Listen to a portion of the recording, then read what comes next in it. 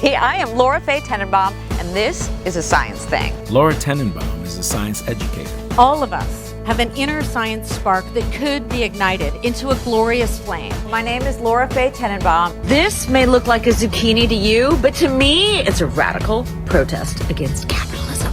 Welcome. Oh, that was a hell of a trip to get here. I know, but you got this. Totally worth it. Yeah, absolutely.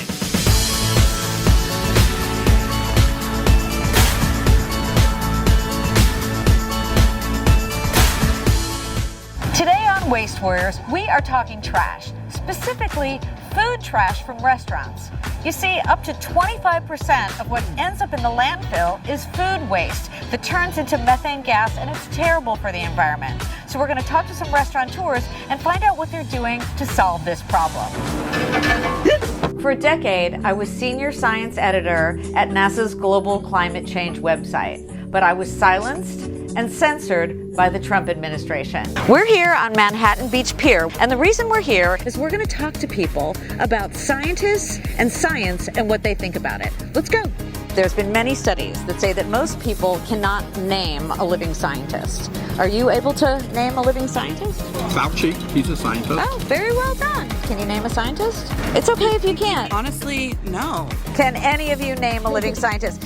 Isn't Neil deGrasse Tyson? Yes, yes, yes. Okay, you win a point. I understand that I do not represent the stereotype of what a scientist is supposed to be, and I think it's important to blow the lid off that stereotype and include way more people into the realm of who gets to be a scientist. And if nobody's going to do a better job of this, then I'm going to do a better job of this.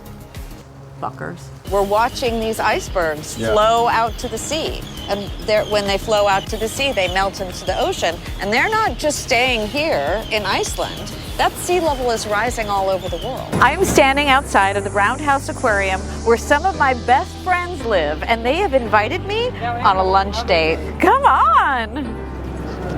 It's the vagina and the butthole of the eel. The orcas are going to have a really hard time with climate change because their food that they normally eat is really suffering. So what are they going to eat? Be careful that they don't come and eat you. The diaper, if it goes in the ocean, 450 years, it will stay floating and polluting in the Earth's ocean. What's your favorite marine creature? The shark. That is so typical. The abalone in California were endangered, and now they've come back because, people realize we want them to live, so we really can make a difference. Giving up is not a solution. We have to try, and in fact, we have to try everything we can possibly try. How fucked are we because of climate change? That's the question that people want to know.